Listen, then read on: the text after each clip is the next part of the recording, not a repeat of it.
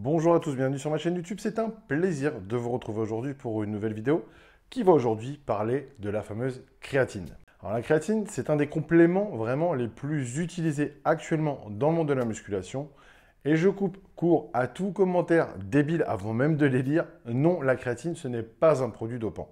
C'est triste qu'avec l'accès à l'information qu'on a en 2020, on puisse encore entendre ça, mais visiblement, c'est un mythe qui a un peu la vie dure. Alors, il faut savoir que tout de même, c'est un des compléments qui a vraiment fait ses preuves, dont les recherches ont démontré qu'il joue un rôle super positif dans l'augmentation de la masse musculaire, de la force et des capacités anaérobies, c'est-à-dire dans les efforts courts et intenses, du style sprint ou une accélération en boxe par exemple, ou encore, et c'est ce qui va nous intéresser aujourd'hui, les efforts sur une série en musculation. Il y a même eu une étude comparative de plus de 250 suppléments qui avait été faite et dans laquelle la créatine a été celle qui a montré les meilleurs résultats en termes de prise de masse musculaire. Qu'est-ce que la créatine? Comment ça marche? La créatine, c'est un acide aminé produit naturellement par le corps en petite quantité par le foie, les reins et le pancréas, et qui est aussi naturellement présente dans certains aliments tels que certaines viandes ou poissons. Il faut savoir que lorsqu'on s'entraîne, on utilise de l'adénosine triphosphate ou ATP.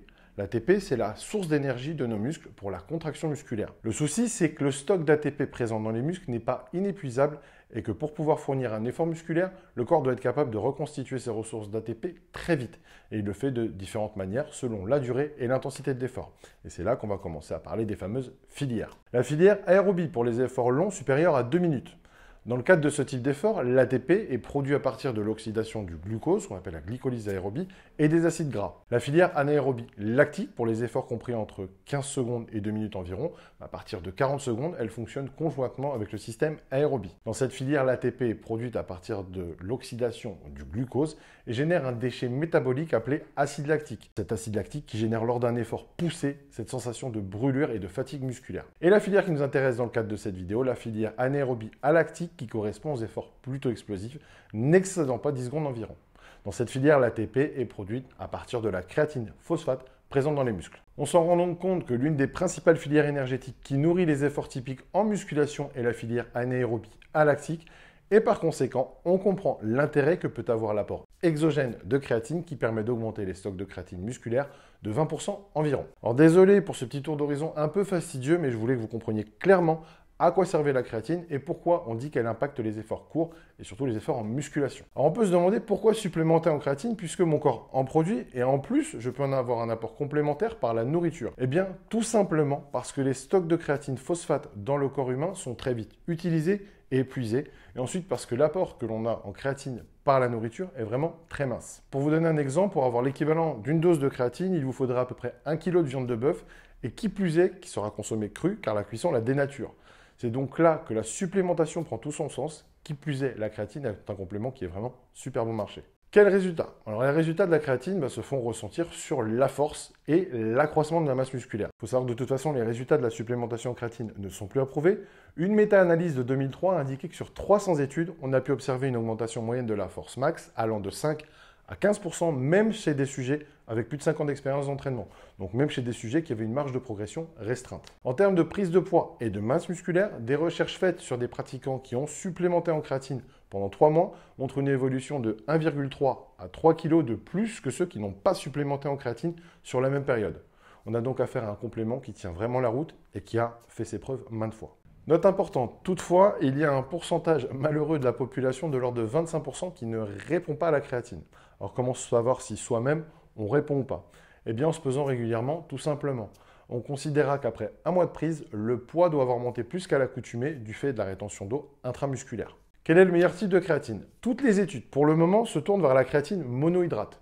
Il existe d'autres formes comme la créatine éthylester, HCl, qui semblent être plus faciles à digérer, mais rien ne montre, par contre, que le fait de mieux les digérer les rend mieux assimilables que la créatine monohydrate. Donc la moins chère et celle sur laquelle on a fait le plus d'études et qui est officiellement la meilleure, c'est la créatine monohydrate.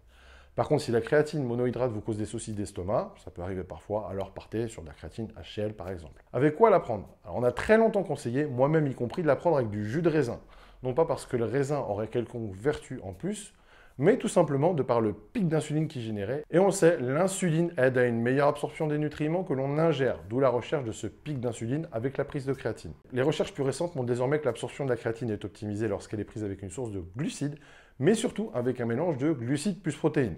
D'ailleurs, la prendre avec un mélange de glucides plus protéines permet même de raccourcir la durée de la phase de charge à environ 2-3 jours au lieu d'une semaine. En ce qui concerne les dosages de protéines et de glucides pour mieux assimiler la créatine, il semble que 50 g de glucides et 50 g de protéines soient optimales pour augmenter considérablement le degré et la vitesse d'absorption. On pourra donc facilement l'ajouter à un shaker comptant par exemple 50 g d'isolat et 50 g de maltodextrine ou équivalent de 50 g de glucides simples provenant de fruits par exemple, consommés avec un shaker de protéines. Il y a aussi un petit mix que l'on peut faire et qui s'avère, je trouve, super efficace sur des pratiquants avec un certain nombre d'années, mais les débutants et intermédiaires peuvent essayer aussi, c'est de coupler la créatine avec de la bêta-alanine, qui est un autre acide aminé qui aide à tamponner l'acidité dans les muscles lors de l'effort, ce qui permet de prolonger un petit peu l'effort. Bien, je trouve que lorsque l'on couple la bêta-alanine à la créatine, cet effet tampon est réellement plus important. Alors attention, ça ne fait pas sur tout le monde, et de mon expérience, comme je l'ai dit, ceux qui le ressentent le plus sont ceux qui ont un niveau déjà confirmé. Mais en tout cas, libre à vous d'essayer et d'ajouter 2 à 3 grammes de bêta-alanine à votre créatine. Quand la prendre? Le débat est serré, mais une étude affirme qu'il y a un léger bénéfice à la prendre en post-training,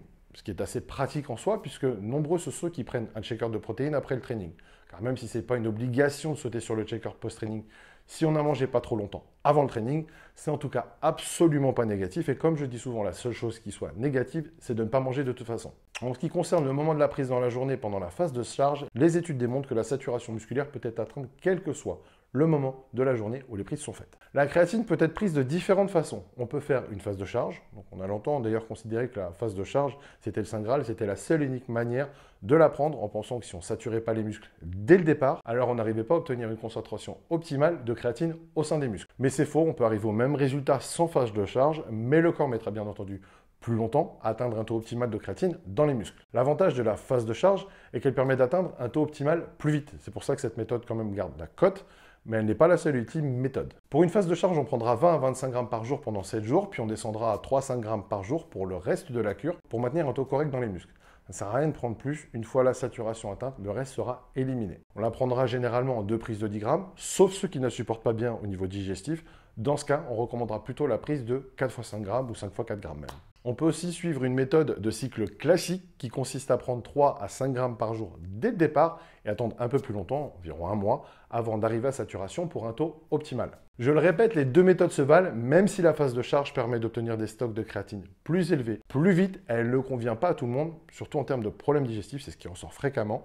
Et il peut arriver qu'on ressente des crampes d'estomac avec cette méthode. Alors autant utiliser la méthode classique, mais tout aussi efficace à la finalité. Faut-il faire des cycles? Beaucoup font des cycles de créatine, à savoir des périodes de cure de créatine suivies par des périodes de pause. Toutefois, il semble qu'il n'y ait pas d'intérêt à fonctionner par cycle, puisque même un usage prolongé ne semble pas rendre moins sensible à la créatine, et à l'arrêt, les taux naturels de stockage de créatine reviennent tels qu'ils étaient avant la supplémentation, même lorsque l'on utilise celle-ci pendant de très longues périodes. Bien entendu, il convient de faire des prises de sang régulières pour évaluer un impact éventuel sur le système rénal, et c'est un complément que je déconseillerais quand même pas mal à ceux qui ont des soucis de ce côté-là. Les effets secondaires de la créatine. On attribue à tort certains effets secondaires à la créatine, notamment la réputation sulfureuse de risquer de faire perdre des cheveux. Eh bien, il semblerait que cette rumeur soit partie du fait que lorsqu'une étude avait été faite sur des joueurs de rugby qui utilisaient de la créatine à raison de 5 grammes par jour, une augmentation de la DHT de 40% avait été observée au bout de 2 semaines. Donc la DHT, c'est la dihydrotestostérone. C'est une sorte de sous-produit de la testostérone. Il faut savoir que chez l'homme, 5 à 10% de la testostérone naturelle est convertie en DHT. C'est une version transformée de la testostérone qui peut se fixer sur les follicules des cheveux et est responsable de la chute des cheveux chez les hommes qui ont un terrain propice à ça. Mais il s'agit d'une seule étude faite parmi, je pense, pas loin d'1 millier. Et les autres études ne semblent pas en parler en termes d'effets secondaires.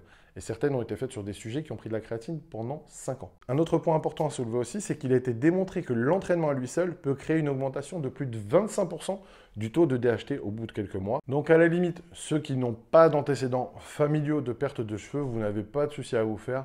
Même éventuellement, ceux qui ont des antécédents familiaux, je vous dirais peut-être de surveiller, mais de ne pas être parano là-dessus non plus. On lui attribue aussi l'apparition possible de soucis rénaux. Mais ici encore, les études sur le sujet n'ont pas trouvé d'impact négatif sur les reins. Bien entendu, il convient de faire des prises de sang régulières pour évaluer un impact éventuel sur le système rénal, et c'est un complément que je déconseillerais à ceux qui ont des soucis éventuellement de ce côté-là. Néanmoins, il n'y a à ce jour, et malgré un nombre extrêmement important d'études faites sur la créatine, pas de parallèle fait sur l'utilisation de la créatine en complément et des soucis rénaux. À ce stade, l'effet secondaire qui est cité régulièrement avec la créatine, c'est ni plus ni moins que des crampes d'estomac. En conclusion, comme tout complément alimentaire, la créatine n'est qu'une infime partie qui vous donnera effectivement un plus à condition que les autres facteurs de la croissance musculaire, tels que la nutrition et le training, soient parfaitement calibrés. On peut quand même conclure en disant que c'est un des compléments les plus efficaces et qui tient ses promesses chez les personnes qui y répondent, évidemment, contrairement à beaucoup d'autres suppléments qui ne sont là que pour des effets marketing et de mode. Voilà, c'est tout pour aujourd'hui. J'espère que cette vidéo vous a plu. Si c'est le cas, n'hésitez pas à la liker et à la partager. Si vous n'êtes pas encore abonné à ma chaîne, alors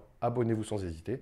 Et si vous avez des questions, n'hésitez pas à les laisser en commentaire et j'y répondrai. Pour plus d'articles et d'informations de qualité, n'hésitez pas à me retrouver sur mon site www.bikacoaching.com ou sur Instagram bika-coach. Je vous dis à très bientôt pour une nouvelle vidéo.